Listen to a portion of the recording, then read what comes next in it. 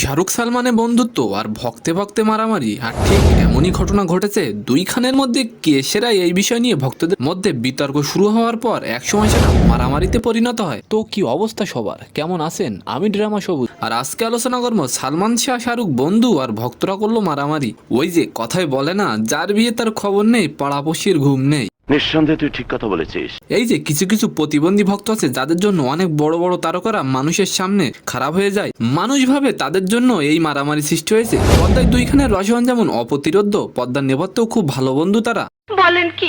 তাই তো বলছি। এমনকি কর্ণ অর্জুনের ছবিতে দুই ভাইয়ের ভূমিকায় অভিনয় করার পর একে অপরের ছবিতে অভিনয় করেছেন তারা। প্রায় 3 দশক ধরে দুই তারকার বন্ধুত্বে একটু ফটল ধরেনি। আর এদিকে কিছু অসুস্থ প্রতিবন্ধী মেন্টাল ভক্তরা দুই খানের মধ্যে কে সেরা এ বিষয় নিয়ে তর্কতর্কি করতে করতে এক পর্যায়ে হাতাহাতিতে পরিণত হয়।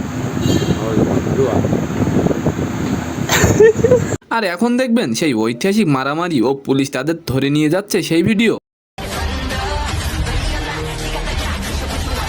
এখন বলি মারামারিটি কেন হয়েছিল। সম্প্রতি মুম্বাইয়ের এক প্রেক্ষাগৃহের বাইরে সালমানের আসন্ন ছবি টাইগার 3 এর পোস্টার ছেড়ার অভিযোগে শাহরুখ ভক্তদের উপর ঝাঁপিয়ে পড়ে সালমান ভক্ত। শেষ পর্যন্ত পুলিশ এসে বিষয়টি নিয়ন্ত্রণ করে। তো আজকের ভিডিওটি কেমন লাগলো অবশ্যই কমেন্ট বক্সে জানাবেন। আর ভিডিওটি যদি ভালো লাগে থাকে অবশ্যই একটি লাইক দিয়ে আমাদের চ্যানেলটিকে সাবস্ক্রাইব করে দিবেন। ধন্যবাদ।